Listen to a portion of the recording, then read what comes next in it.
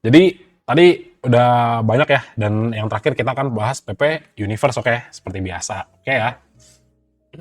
Nah, yang pertama jadi ini ya biasa ya, tak tambahin koin ya kayak biasa. Jadi pertama kali kita akan bahas koin dulu ya teman-teman ya.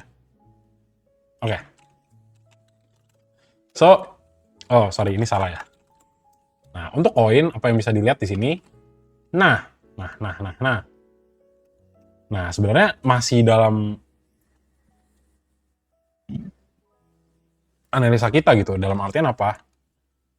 Ya kalau misalnya teman-teman ngelihat yang namanya pergerakan koin ya, ada di range sini ya, 3.390 sampai 3.160, ada nggak sih mas potensi untuk naik? Ada ya, gitu. Apalagi udah di bawah sideways, ini ada potensi naik? Ada, gitu. Tapi ini tadi, kalau teman-teman cermati lebih dalam gitu ya, untuk candlestick ya, teman-teman lihat di sini ya, di 3.390, rejection area resistance. Apakah wajar kalau misalnya dia turun? Ini akan sangat wajar, dan antisipasi pergerakan harganya jika turun di bawah 3.160. Ya kurang lebih ya ke 3.090 nih harus diantisipasi gitu. Nah tapi yang di sini yang perlu kita pastikan sebenarnya siapa benar-benar yang menjaga harga ini gitu ya. Nah terus apa nih? Udah tinggal kita lihat ya, koin ya. Jadi 2 hari ini ya kayaknya iseng banget gitu, mereka tuh iseng gitu loh. Kenapa gitu? Karena oke, dibawa naik nih. Wah, kita seneng nih. Dibeli 50M ya. Wah, gak taunya apa? Gak taunya buang 2 hari berikutnya. Ini agak kurang kurang asik lah gitu ya, teman-teman ya. Tapi ya tetap ingat sebenarnya kalau itu semua kita tiadakan ya, kita tinggal bikin jadi line chart di sini. Ya selama dia konsolidasi ya di 3.160, potensi untuk naik ada nggak? Ini ada. Gitu kan? Gitu. Tapi tetap ingat teman-teman, kalau misalnya nanti dibawa turun ya ke area 3.100 atau 2.880, ini sudah jadi area yang harus kita antisipasi gitu ya, karena kita udah bahas. Tinggal teman-teman lihat nih, wah yang udah dipucuk gimana nih? Apakah saya akan close dulu atau apakah saya hold aja gitu. Itu kembali ke teman-teman.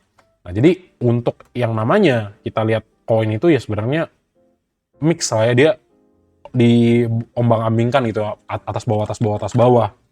Nah kalau kita lihat per tanggal 10 ya, per dari Senin lah ya, ada Kang Buyur MG, ada XL, ada YU, ada ZP, ada JP ya, mix. Yang buang siapa? SS, aku, LG. Ya, jadi biasa lah ya permainan Kang Buyur, LG sama CP gitu ya. Jadi begitu kurang lebih teman-teman ya. Kalau misalnya teman-teman lihat juga sebenarnya secara stochastic slow ya, udah mulai kehabisan energi untuk naik ya, udah mulai mau menyatu lagi.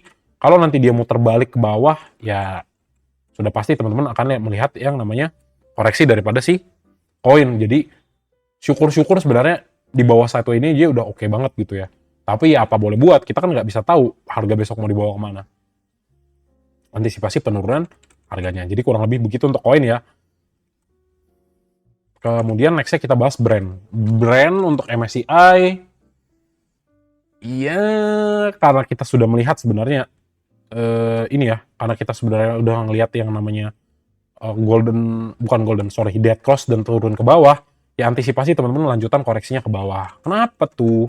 Ya karena ya udah gak kuat, ibaratnya nyentuh resisten, dan juga sebenarnya kalau teman-teman lihat base online chart di sini kita belum lihat ada yang namanya koreksi sehat gitu ya. Ini kayaknya harus tak gelapin ya. Ah, bentar. Lah, oh pantas 2. Jadi gitu ya temen-temen ya, sorry. Jadi ya kalau misalnya nanti dia dibawa turun ya ini kan koreksi sehat, karena apa? Karena baru aja nyentuh yang namanya resisten, dan resisten 10.150 ini bukan sembarang resisten ya. Jadi resisten itu pernah terjadi di mana? Di Januari 2025 sama di 28 Juni 2024 gitu. Jadi ini bukan resisten biasa ya, major resisten kita bilangnya ya. Jadi kalau misalnya nanti ke 960, ya udah koreksi sehat. Kalau misalnya dikasih sideways dulu baru naik, ya mantap ya teman-teman ya, harganya teman-teman dikasih lagi sekali lagi posisi untuk re-entry gitu ya. Berapa banyak ini yang ke kopi ya? Oke, itu doang. Jadi paling nggak kayak gitu ya teman-teman ya. Ini kayak opacity-nya Nah, ini berapa sih? Ntar ya, sekalian nyeting ya. 50, oke.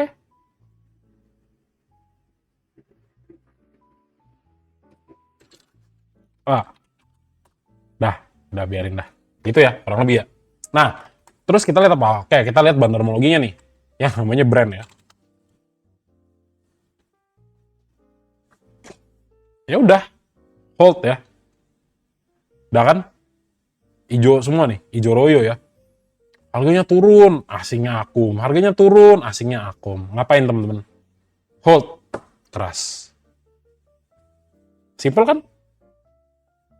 Simple gak? Simple kan? Gitu. Jadi buat yang punya brand ya tinggal di hold aja, bagus sahamnya gitu. Bagus ya, tinggal di hold aja. Kenapa ya? Karena ya bagus gitu. Ya udah asiknya tuh, beli terus ya kan. Belinya juga nggak kaleng-kaleng. Terus apa? Oke, kita lihat juga ya brand untuk dari tanggal 10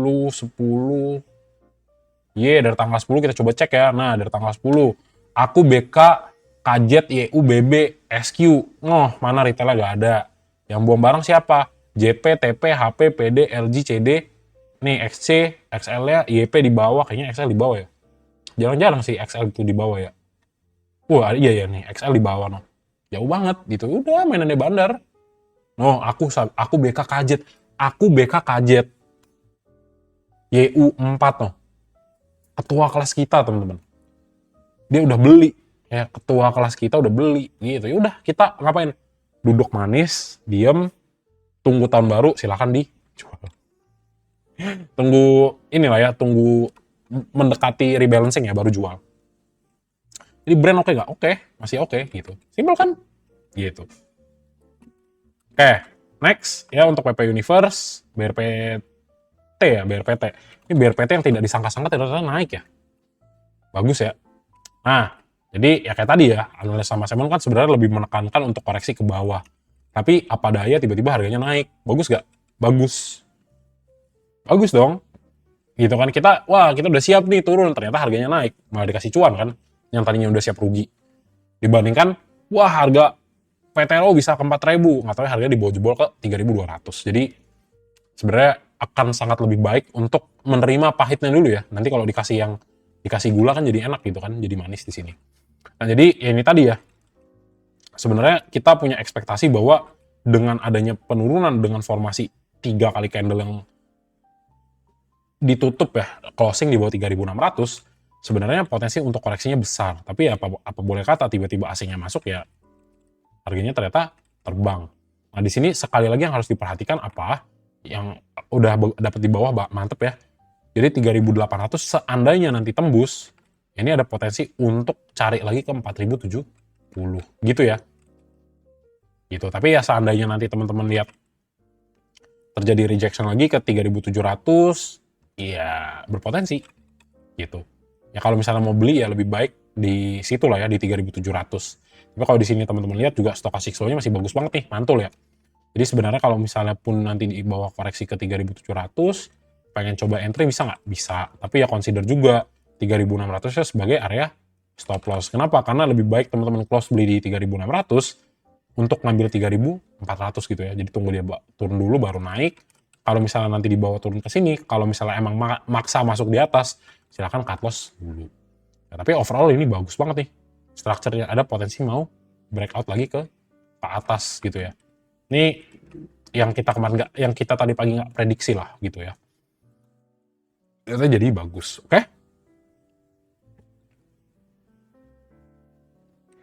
Oke. Terus apa? Terus kita cek bandarmologi ya untuk yang namanya BRPT ya, BRPT. Nah, untuk BRPT yang masuk banyakan bandar lokal ya, LG, MG, CP, YB nggak kenal. Nah, nih jumlahnya volumenya mirip-mirip nih. Hati-hati ya. Yang buang ZP, XC, NI, BK, YU aku. Oke. Forennya BR, PT. Masuk ternyata forennya ya. Menarik, menarik. Nah, ini sejalan kan? Ya, value-nya 1T. Tapi asingnya cuma 50M. Menarik. Tukeran barang ya Pak Pepe ya. Terindikasi ya. Jadi ya gitulah, sebenarnya potensi di bawah naik lagi masih ada ya kayak biasa. Karena kita lihat juga asingnya masih masuk. Terus Broksumnya juga sebenarnya ya di sini ketahuan banget ya, ini bandar-bandar banget ya. CC mix ya. CC, LG, YB sama MG. Masuknya juga volumenya kurang lebih mirip nih. Dalam tanda petik lah. Gitu. Jadi ada potensi nggak untuk naik? Ini ada gitu. Jadi ya kalau misalnya punya BRPT ya udah tinggal di hold aja gitu ya. Teman-teman ya. Ini kurang lebih gitu untuk BRPT. Ya next targetnya kalau misalnya bisa ke 3.910 ya masih ada potensi untuk naik lagi ke 40, 70 kurang lebih gitu ya. Sih oke lah ternyata. Nah, nextnya PTRO ya. Nah, PTRO ya teman-teman lihat lagi nih. Nah, yang pertama Mas Emon lihat itu adalah ini nih.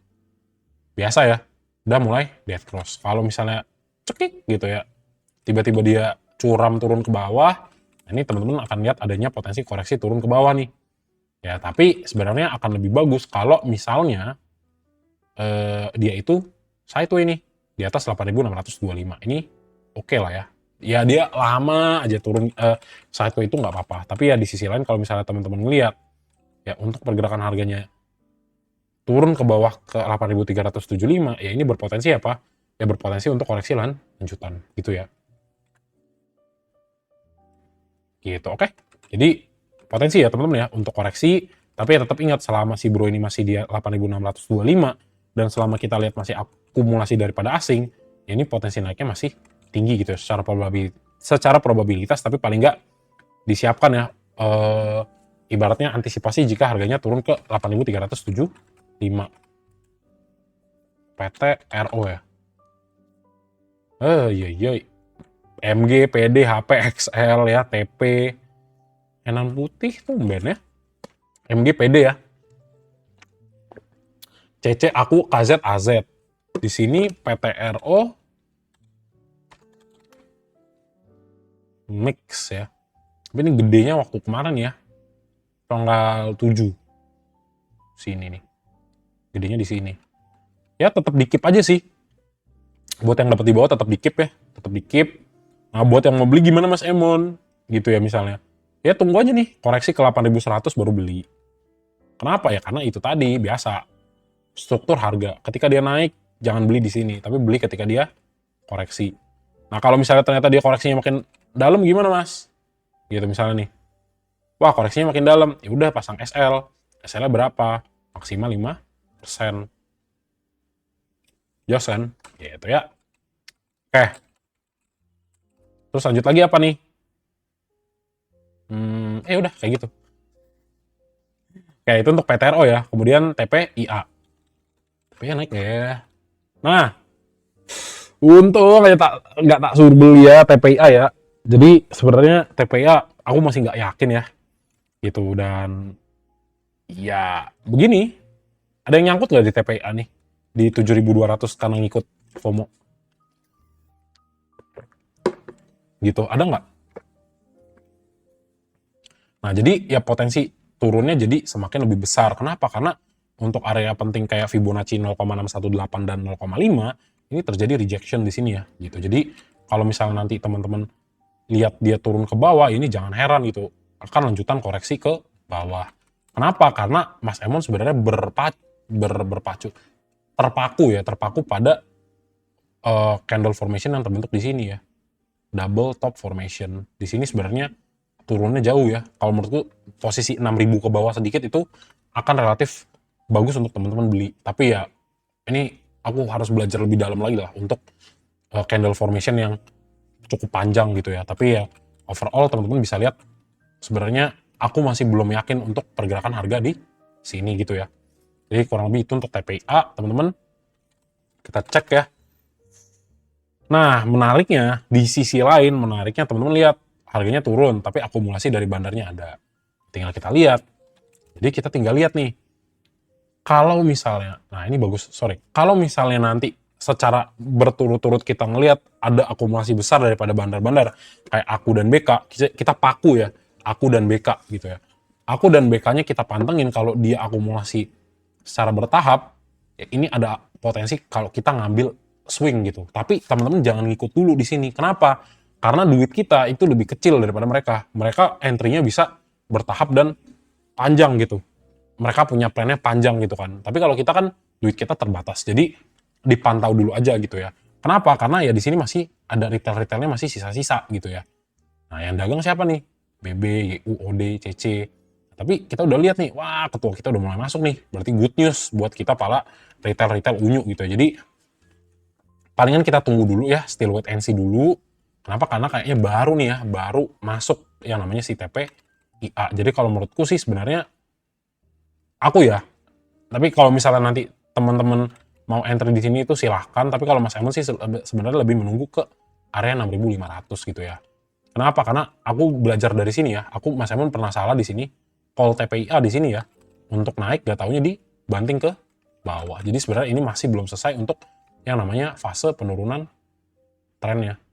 Nah, beda cerita kalau nanti dia misalnya tiba-tiba lewat nih dari sini nih. Dari sini ya, tiba-tiba lewat, set, naik ke atas. Nah, ini beda lagi nih story-nya ya.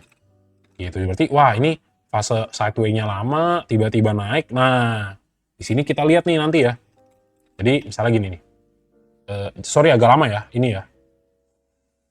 Mana nih? Coba pakai ini ya. Mana ya? Forecast kah? Nah, misalnya gini nih. Enggak, bukan, sorry. Bar pattern, oke. Kalau misalnya nih teman-teman ngeliat nih ya. Bentar ya. We have detected bla bla bla bla bla bla. Terus to objects yang sama. Hah? Apa yang sama? Hah? Oh itu. Oh ini. Oke. Oke. So, di sini ya kalau misalnya teman-teman lihat dia sideway lebih lama lagi, misalnya ya, sideway lebih lama lagi, nah ini tinggal dilihat nih. Ini tak hapus dulu ya.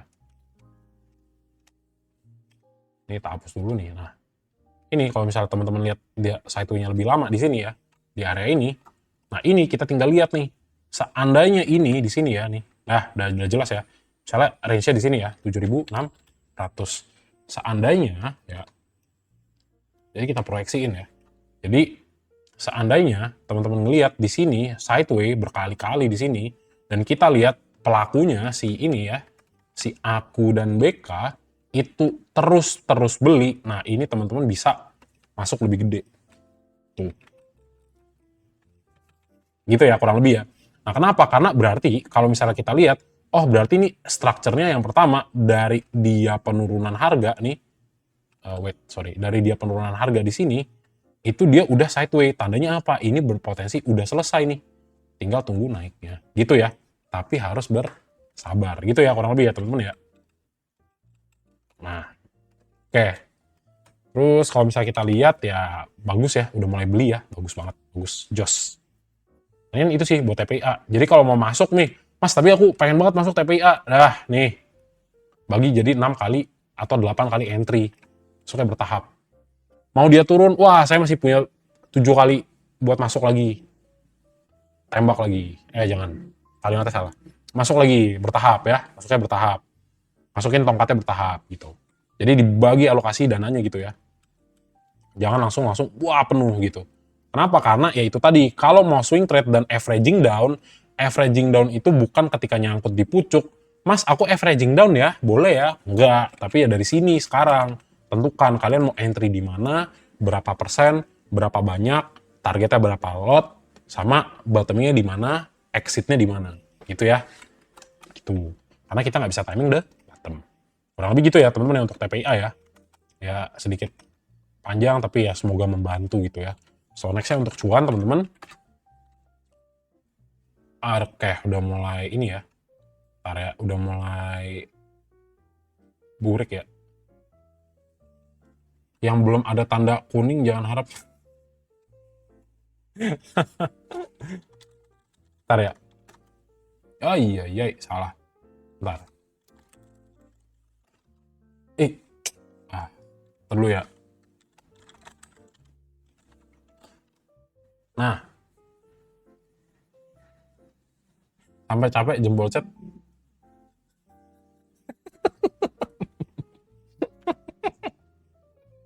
mau gimana gitu loh.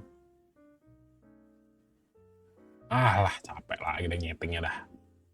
Bentar ya, bentar. Nah, jadi tak ulang ya. Ada ini di sini masuk kok.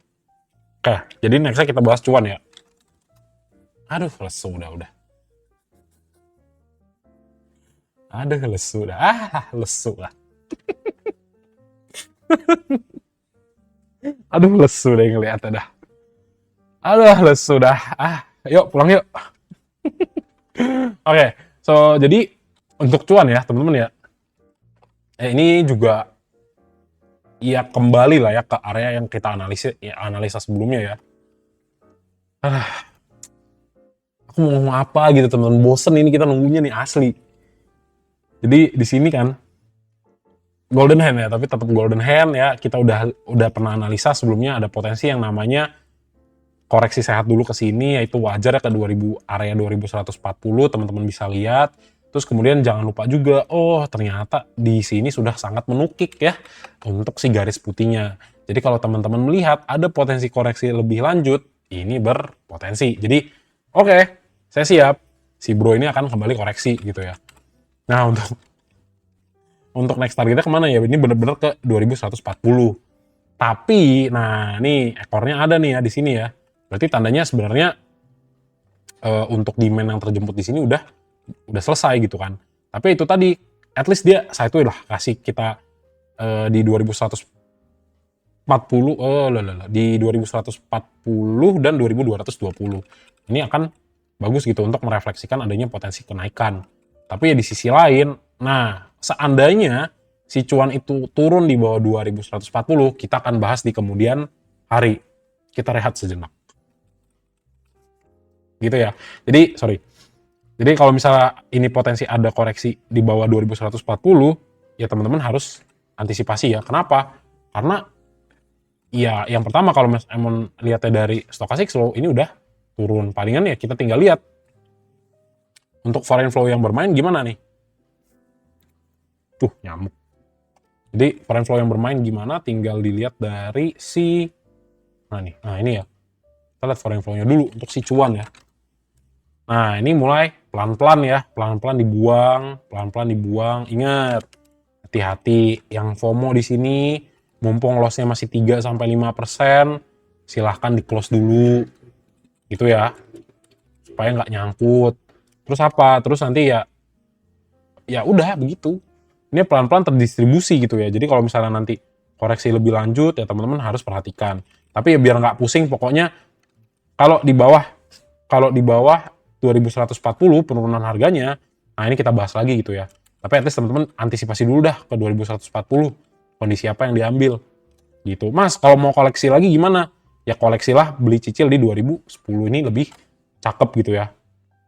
Nah, terus Mas, coba dong lihat dari Senin, siapa aja yang beli? Ada ketua kita nggak? Nah, nih, XL, XC, PD, YP, gitu ya. Jadi, gimana ya ngomongnya ya? Ya akan sulit gitu teman-teman, dia untuk naik lagi akan sulit. Kenapa? Karena penumpang gelapnya banyak. Nah, yang buang langsung aku, CC, ZP, MG, BK, BB, YB. Ya kan? Betul kan? Gitu. Jadi ya mungkin agak sedikit sulit sih gitu ya. Iya, bawa MA5 ya. Ya, kurang lebih gitu ya teman-teman ya.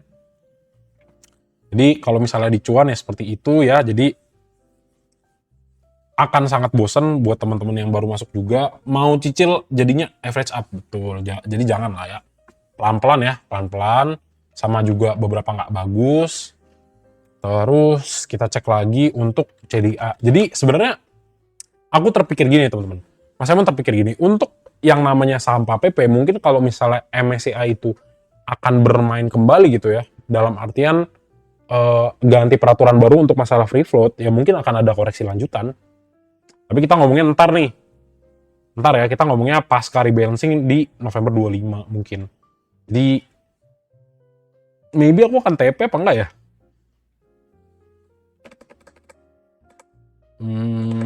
Lihat nanti deh. Gitu. Jadi, ya paling enggak gitu sih untuk sementara waktu ya. Jadi, kita fokus dulu ke sini ya. Kalau misalnya pun 2140-nya nanti kena breakdown ya, ya kita akan bahas gitu, simpelnya gitu. Tapi ya kalau bisa bertahan ya, at least lah, apalagi klaim 2220-nya, wah ini oke banget gitu ya. Jadi kurang lebih seperti itu ya kawan-kawanku ya. Terus apalagi terus nextnya untuk CDIA ya. CDIA.